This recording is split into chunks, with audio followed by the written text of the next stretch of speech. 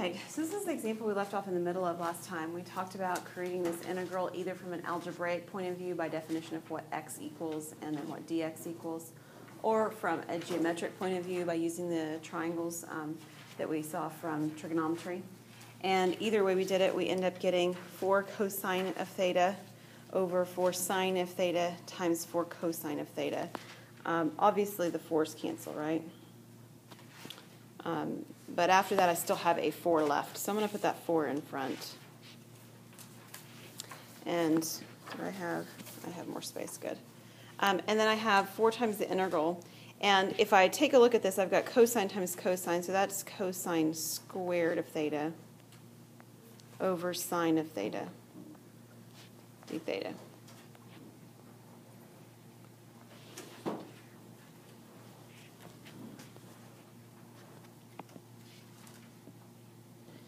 All right, so a couple of you came to my office today asking me about a question that had a similar feel to this. The concern with this problem is that the sine and the cosine don't match right now. But you have trig identities that will make them match. What could I do with that sine squared? Thank you, the cosine squared, yes. Change it into sine squared. Do you remember the identity that allows us to do that, Cameron? Right. This is 1 minus sine squared. And that comes up from the Pythagorean identity that sine squared plus cosine squared equals 1. Now, whoops, there's my theta missing. So here's what we have. And you might think, well, that looks worse than it started because now it has addition and subtraction in it. But actually, it's better than what it started because since the addition and subtraction is in the numerator, I can actually split this into 2 fractions. So it can look like 1 over sine theta minus sine squared theta over sine theta. Again, that's because it's in the numerator that you're able to do that subtraction. And that was a property of fractions. Usually you use the property the other way around when you're working with fractions when you're younger. But here we're going to use it to separate them. So what is 1 over sine? What's another way to write that? Cosecant. And then I can actually separate this fraction. So this is d theta, I'm sorry, this integration or this integral. And I can do minus 4 times the integral. And then what's sine squared theta over sine theta? That's sine theta, which is very friendly, right? And notice I distributed my 4 through when I did that. I also, instead of distributing the 4 through, could have put parentheses around the 2 integrals and left the 4 on the outside. Your choice. Okay, but make sure that it does one or the other. Don't just lose it. All right, so integral of cosecant theta, that's one that you guys had to do for your basic skills antiderivative test that some of you still haven't finished. If that's you, please make sure you're coming to do that sometime soon. But for now, what is the antiderivative of cosecant theta?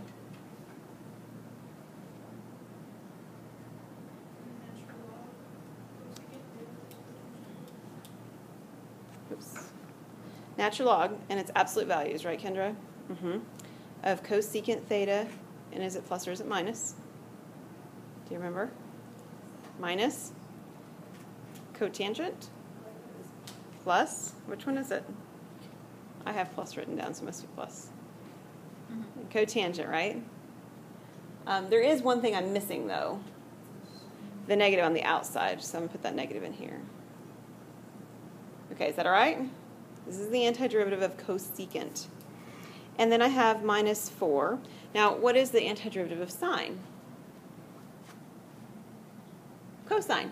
And it's not just cosine, but it's negative cosine. So it's going to change this negative in front of the 4 to a positive. And then, of course, I need a plus c because I'm doing an antiderivative. Of course, I didn't give myself enough space. Go figure. This looks almost done. I mean, I can distribute the 4 through the first part of it, and that's fine and all. But there's another issue involved here. What did the problem start out as? I know that we did that last time, but it had x's in it, didn't it? You see those x's? Yeah, it didn't have thetas. You know, it's a big surprise. We introduced those thetas to be able to work with the problem in an easier way.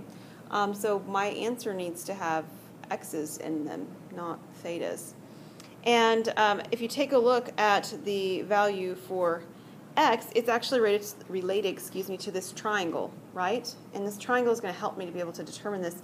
So one option is, yes, I could take this trig equation, basically. I could solve it for theta, and I would end up with an arc sine of some stuff going on. The problem is that once I get that arc sine, I'm going to have other trig functions involved, and it's going to be a mess. Okay? So the fact that I've got a triangle that I can work with up in this top right-hand corner makes it easier to work with. So for instance, in this triangle, what is cosecant of theta? Well, you see the theta, right? Right here. Let me use another color. Here's my theta. What is cosecant? How do I get cosecant of theta?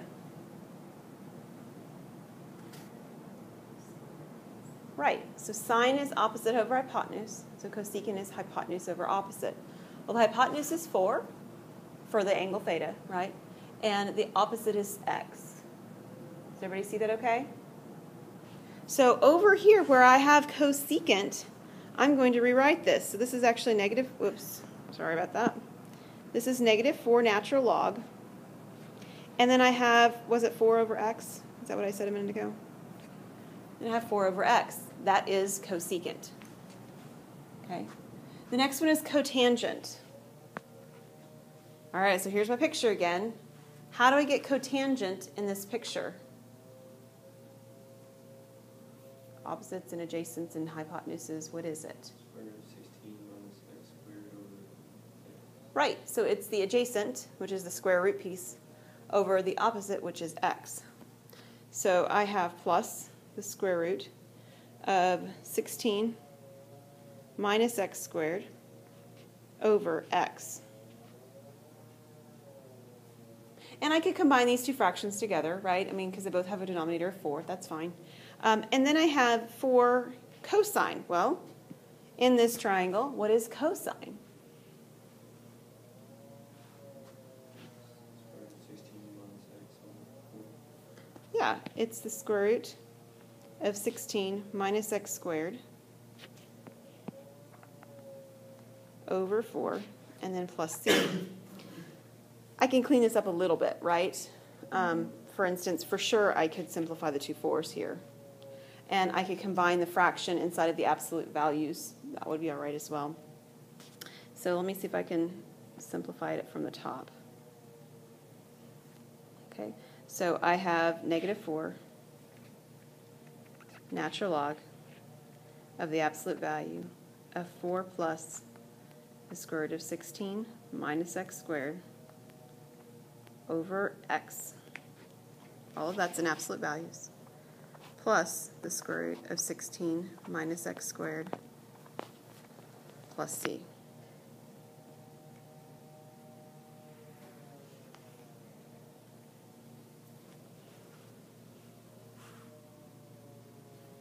The answer looks really complicated, doesn't it? And can you imagine if we didn't change it into trig functions that were easy to work with, how complicated it would have been to actually get there without them? It would have. It would have been very messy. So the trig functions actually simplify the integration to make the integration really clean and simple. Okay? You're going to take a look at another one? I shouldn't ask. I should just tell you. We're going to take a look at another one, shouldn't I? That's right. I should. Because we are. All right. All right, so we see one here, and okay, so let me take a step back because we have interrupted this lesson to bring you the weekend. That's what we did. And when we did the lesson last Thursday before the weekend, we encountered 3 different situations that brought about 3 different trig functions. So in one of the situations, we had a squared minus u squared, use our variable. So we had a number squared minus a variable squared. In the second situation, we had the 2 squareds added. And in the third situation, we had the variable squared minus the constant squared. So in this problem that we're dealing with on letter B, 1b, we have a square root, correct? Which case am I in, 1, 2, or 3? Hannah told me. What is it? I thought she was telling me. Maybe I misunderstood. It's 2. Case number 2 is the only one that has addition. And the square root you're dealing with on part B has addition, right? So this is case number 2. The reason, of course, that that's important information is because that tells you what to let u be. u is a tangent theta. Now, we still have to determine what a is and sometimes what theta is and so forth, or the u is and whatever, but that gives us some good information. So we need to first figure out what a and u are in our problem. So what is the constant that's being squared in this problem? What is it? 3. It's 3, right? Because I have plus 9, and 3 squared is 9. What is the variable that is being squared?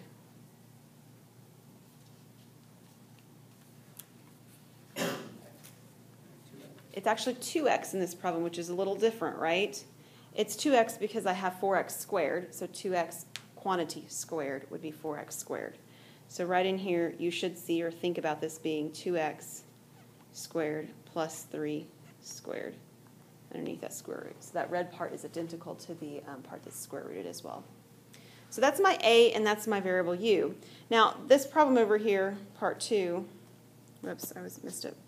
Part 2 tells me to let the variable, what I'm calling u, which in our case is 2x, be equal to the a, which in our case is 3 tangent theta. So the value that we have is that 2x equals 3 tangent of theta. If you're with me, shake your head. Everybody okay with that? It didn't come out of nowhere, right? All right. Now, just so that we have a reference point, let's actually write down what that is equal to in terms of x. So what does x equal then?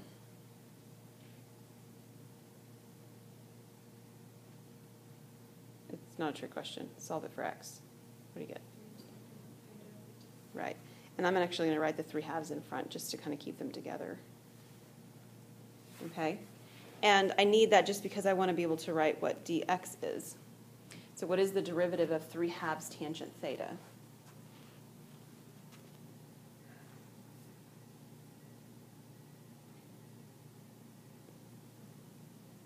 It's going to be a long class period, isn't it?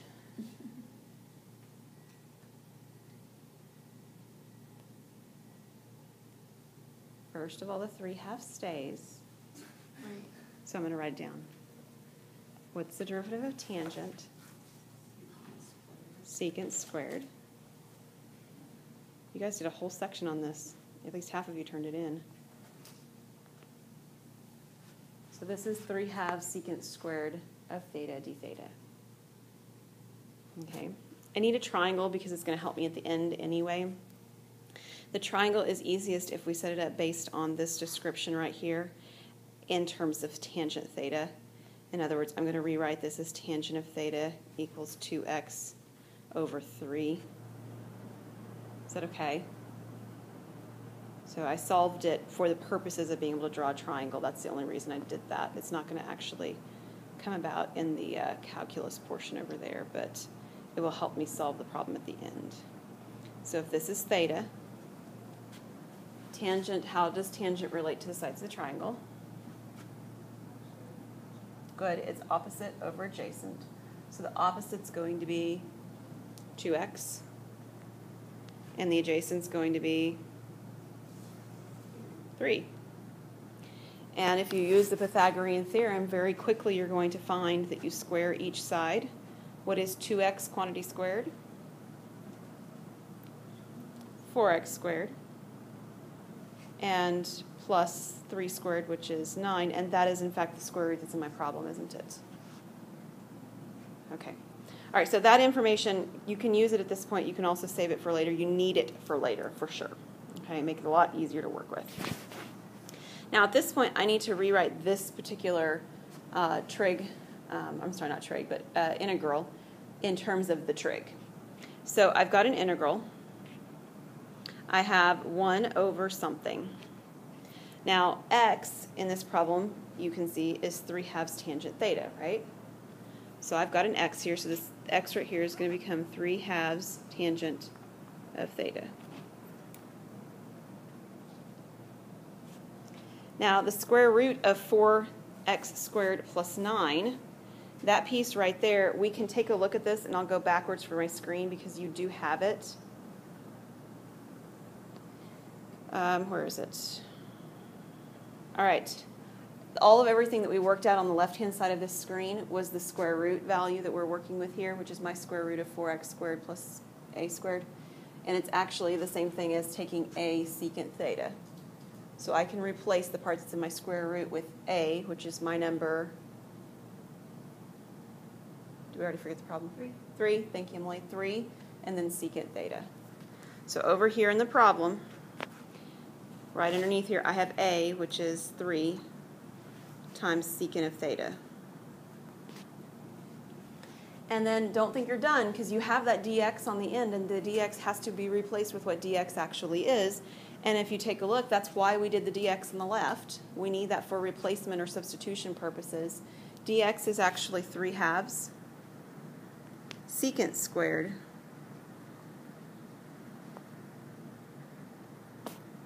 okay, I'm running out of space. Theta, that looks just terrible.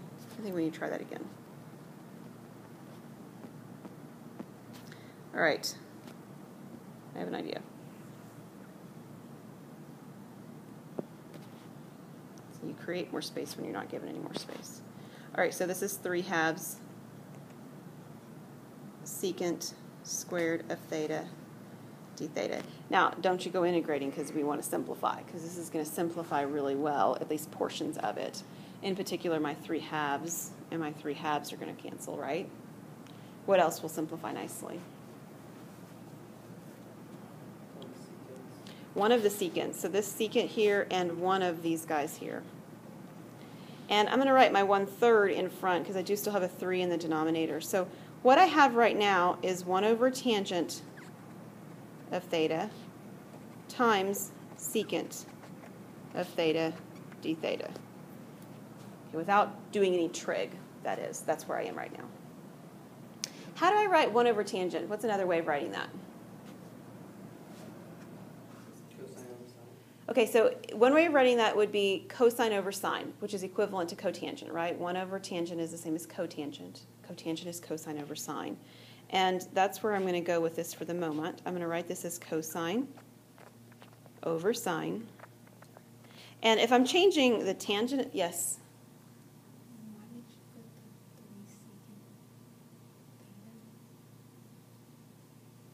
secant theta? I canceled the secant theta right here with one of the secants that was out here, because there was a secant squared on the outside, like on the up, multiplied. The secant squared was multiplied, and I had a secant divided. So I canceled one of the secants that was divided with one of the secants that's multiplied, which still leaves me with one secant multiplied on the outside. The 3 I moved outside as a 1/3. Is that okay?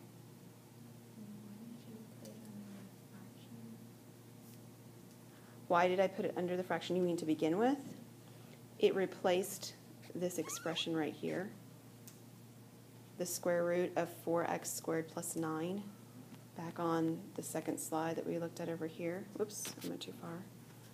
This expression, square root of, and in our case it's 4x squared, or sorry, 9 plus 4x squared, or 4x squared plus 9, is equal to a secant theta. They are equivalent expressions. This is the trigonometric expression for it, and the one on the top was the algebraic expression for it. So we went through all of those last time because we don't want to reinvent them every time. So they're ones you're going to want to reference back to every time you do these problems, is to figure out what the square root becomes with trig. So, yeah. You can do it each time if you'd like from the triangle perspective, Nidra, as well. You come back over here to this triangle, and you work with this piece and figure out a way to express this piece in terms of the angle theta. And the easiest way is going to be with secant, which relates the adjacent side, which is 3, to the hypotenuse, which is the square root. So, all right, secant. How is secant expressed in terms of sines and cosines? 1 over cosine.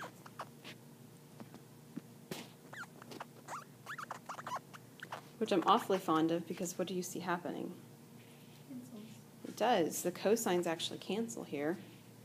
And I can rewrite this then as 1/3 the integral of what? Cosecant, right? Because I've got 1 over sine left. So this is cosecant of theta d theta. And the reason I put it back in terms of cosecant is because now I have a way to handle that. It's a single trig function all by itself. And I have a derivative, antiderivative expression for that. So let me take this to the next page, and we will continue the problem. All right, so using your antiderivatives, what is the antiderivative of cosecant of theta?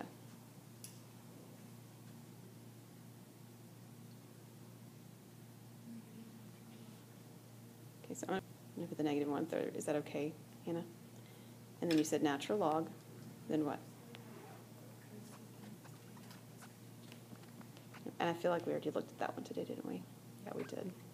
It happened in the last problem. And, of course, I still need a plus c, right? So, I mean, I did a lot of work. I got to be done, right? Why am I not done, Cameron? You gotta substitute back in. Yeah, the original problem started with a variable of x, and this problem has theta, isn't it, right? So I need to figure out, and this is again why I drew my triangle, in terms of this triangle down here in the bottom left-hand corner, I need to figure out what cosecant and what cotangent are in this triangle. What is cosecant in this triangle, like with the values that are in the triangle? I don't mean sides and opposites and things like that, but what is the actual value for cosecant?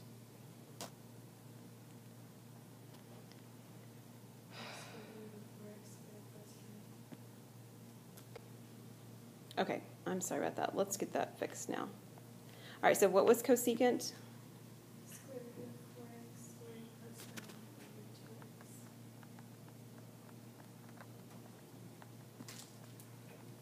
That's correct. And again, from the triangle point of view, cosecant should be the hypotenuse over the opposite, because it's the inverse of sine, right, or the reciprocal of sine, excuse me. So that's where those are coming from there. And then I have cotangent. So what is cotangent with this triangle?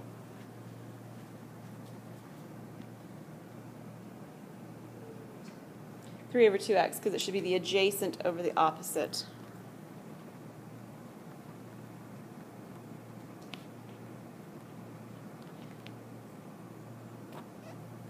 Okay, there's very little we can do, but there is a little we can do. What can we do? Combine fractions. Right, we can combine those two fractions. I'm going to put the 3 in front because I don't want it to sort of look like the 3's creeping underneath that absolute or that radical. So I'm going to put my 3 plus in front, and then everything else will stay. If you leave it in back, that's fine. Just don't make me have to guess whether or not you're putting underneath the radical, okay? And then plus c. So one of the things that you should realize by looking at this is that the answers for these are not very clean. And they look really messy, don't they? They do. It's okay. We can deal with it. Any questions on those type? They're very awkward, right? They're weird to work with, and it's just the way it is. So we're going to work a couple more, so 2 more problems or just one more? One more problem, and it's based on special integration formulas. So these are 3 special integration formulas. In essence, what they are is they are they're a shortcut. That's a good way to describe it. They're a shortcut of knowing what the solution should be. Okay? So one thing that I will do when I'm on the test is that if there are locations where you're not allowed to use a shortcut, it'll say something like that.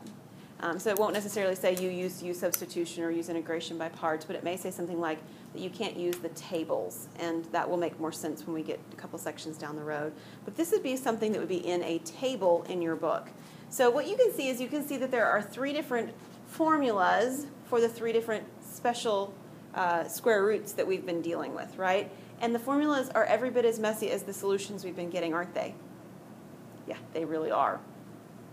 But I want to show you how we work with those formulas when we have problems asking for that. So your book is pretty clear when it wants you to use these in your homework. It'll say, use the special integration formulas. It may even say theorem 8.2 on it or whatever to do this problem. Okay, so if it doesn't say that, it doesn't want you to use these. It wants you to do it with the trig that we've just been doing on the last 2 problems. All clear? Okay. Let me give you a chance to write these down.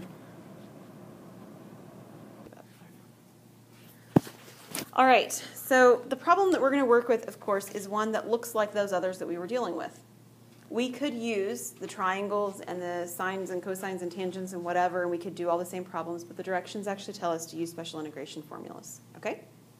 So what that means is that we have to first identify which of the three formulas it is, and there are three. So looking at those three, which one is it? 1, 2, or 3?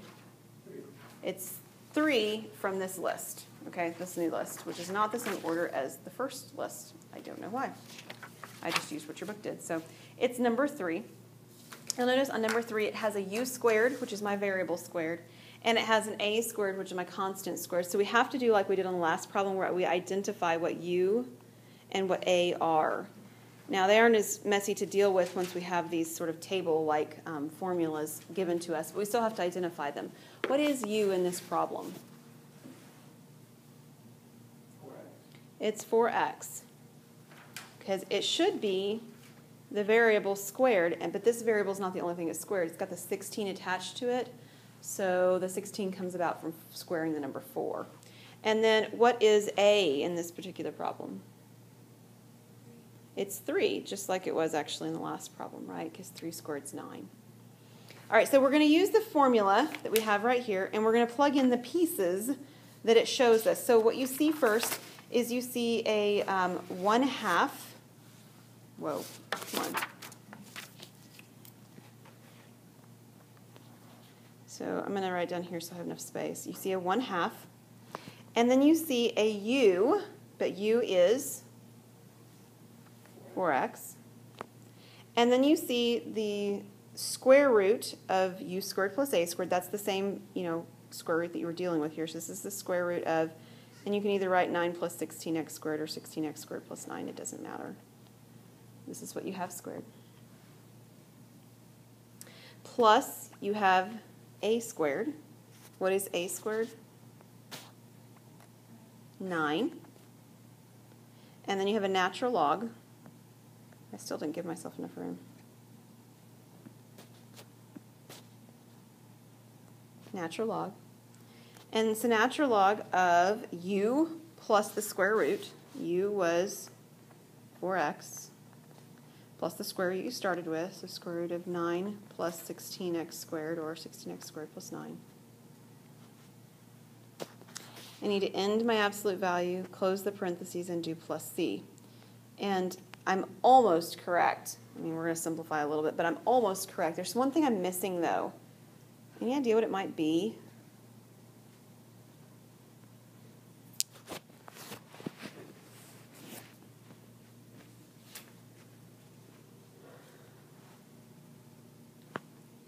Well, that formula that I was given was in terms of u, correct?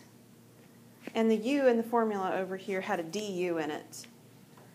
And du is dependent upon the variable u. And I don't have a u and a du actually in my problem. I have an x and a dx, but I don't actually just have x squared. I have 4x squared, right? It's like a u substitution problem where we never actually plugged in the u.